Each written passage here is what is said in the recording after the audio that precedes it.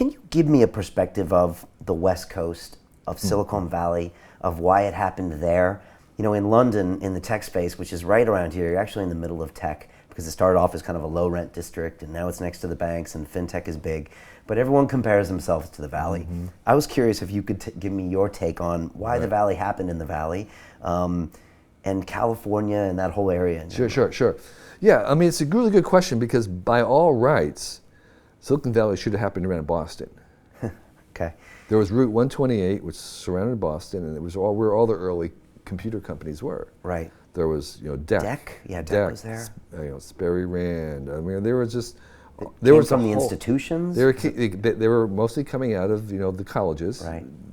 Boston being a big, huge university nexus. I mean, there's dozens and dozens of high caliber universities that had really smart people who were working on computer science and all this stuff. And they had an early lead. There was around Route 28, this kind of ring road around Boston, Cambridge, where they were settled. It was kind of like that Silicon Valley. And so the question was why didn't it happen there? Why did it happen in Silicon Valley? There was actually a book written about this that tried to explain the competitive advantage that each had. And as far as I can tell, there were many reasons, but a couple of the central reasons was that Silicon Valley, which was around Stanford, was so far away from the axis of funding by the US government that it wasn't getting any. Right. Okay?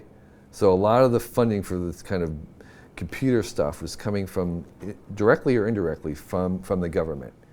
But Stanford was just like too far away, it was too new, it was not getting that. And so they started to rely on private funding. They developed the VC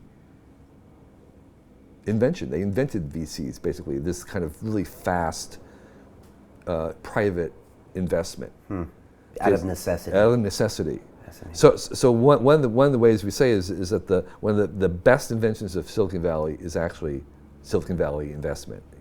Right? That was the most powerful meta invention.